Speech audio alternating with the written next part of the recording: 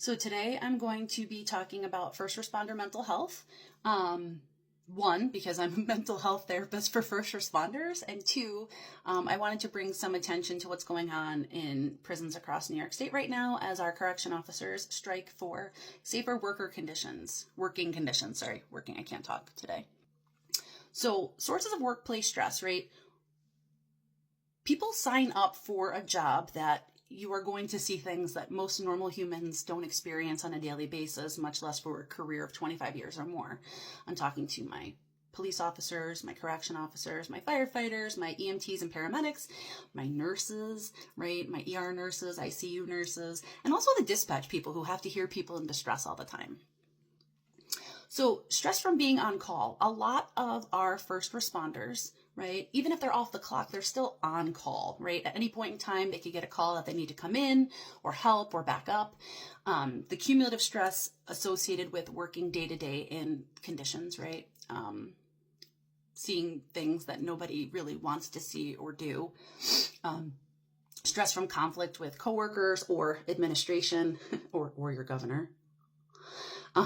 Stress from also witnessing critical incidents and things like that, right? So like seeing the things that they see. And I'm not going to get into detail because we don't need to do that right now. Then we need to talk about stress from outside of the workplace, right? So personal issues, family issues, because again, our first responders are also human beings outside of the job that they have. So transitioning from work to home, being nervous, feeling distanced from their family because they don't want to talk about what they're seeing or doing at work, that can be a big burden. And finally, we have the unspoken trauma, right? First responders often engage in negative self-talk behind the scenes, replaying the scenes that they wish that they could do differently or helped more, or replaying calls that they've witnessed or responded to, and disturbing events that are out of the norm, even for them.